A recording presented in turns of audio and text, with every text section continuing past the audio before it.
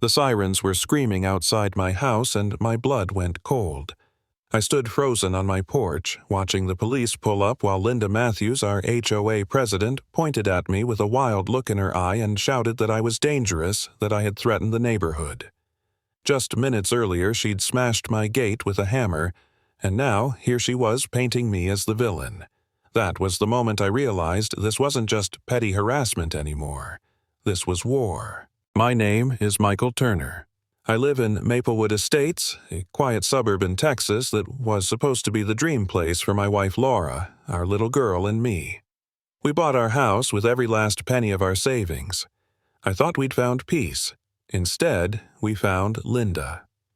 She strutted around the neighborhood in pastel blazers and sharp heels, acting like a queen surveying her kingdom.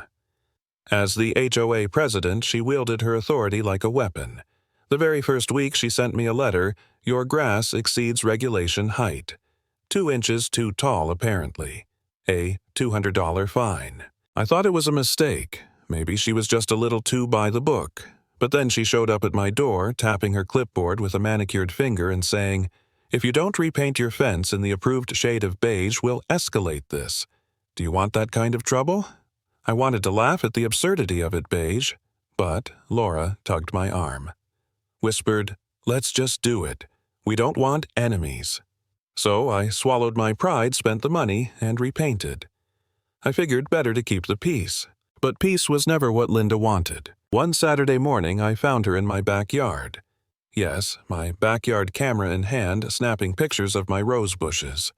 She told me they were too wild and out of conformity. Another fine. Another letter. When I confronted her, she didn't even flinch. "This is my job," she said coldly, "and if you can't follow the rules, maybe you don't belong here." That's when the isolation began. Neighbors stopped waving. Parents pulled their kids closer when I walked by. I heard whispers at the mailbox, Linda telling anyone who'd listen that I was the neighborhood troublemaker. I started to wonder if maybe she was right.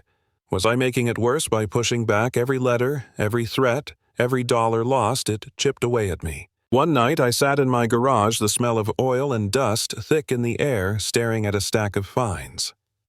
Thousands of dollars. My hands trembled as I told Laura, "Maybe we should sell the house. Maybe I was wrong to think we could fight this. I can't keep doing this." My voice cracked. I hated myself for saying it, for admitting defeat. Laura grabbed my hands, her eyes steady. "Michael, she's not right. She's not above us. Don't let her break you." But I shook my head. How do I fight someone who holds all the power? And then something shifted. A week later, my neighbor Tom Harris showed up at my door. Tom was a quiet guy, never involved in HOA drama, but that night he leaned in close and whispered, "I've had enough of her too." He handed me a USB drive. My security camera picked this up. You need to see it. I plugged it in and froze. There was Linda storming onto my property, hammer in hand, slamming it against my gate until the wood splintered. And then she turned to her phone, shouting into it, accusing me of vandalizing my own property and threatening her. My stomach dropped. She wasn't just fining me. She was building a case to destroy me. That was the moment the hopelessness turned to fire. I gathered every letter, every email, every ridiculous warning she'd ever sent me. I made copies of the video, sent them to a lawyer, and filed a formal complaint with the city. For the first time, I felt like maybe, just maybe, I had a chance to fight back. The showdown came faster than I expected. The HOA called a mandatory meeting. The community center was packed, neighbors filling every seat, some curious, others hostile. Linda stood at the front, polished as ever, her blonde hair pulled back tight, her voice dripping with authority. "Michael Turner," she announced, "has consistently violated community rules. He's aggressive, defiant, and yesterday he threatened me with violence. He is a danger to Maplewood Estates." The room buzzed. Eyes turned to me, suspicious, judgmental. My chest tightened. For a second, I almost sat there in silence, letting her bury me alive. But then I remembered the video, the truth, and I forced myself to stand. My voice shook at first, but then it grew stronger. "Really, Linda? A danger." Funny, because this is what really happened. I plugged in the projector. The screen lit up. Gasps rippled through the crowd as they watched Linda, hammer in hand, smashing my gate to pieces. Then came her fake 911 call, her trembling voice describing me as the attacker while she herself stood there perfectly safe. The room erupted. Neighbors who had believed her turned to each other in shock. She lied. She set him up. I could see the realization ripple like wildfire. How many of them had been fined, humiliated, bullied into silence. Linda's face drained of color. She stumbled forward, stammering, That's not the whole story, that's taken out of context. But it was too late. A city attorney who had been quietly observing in the back stepped forward.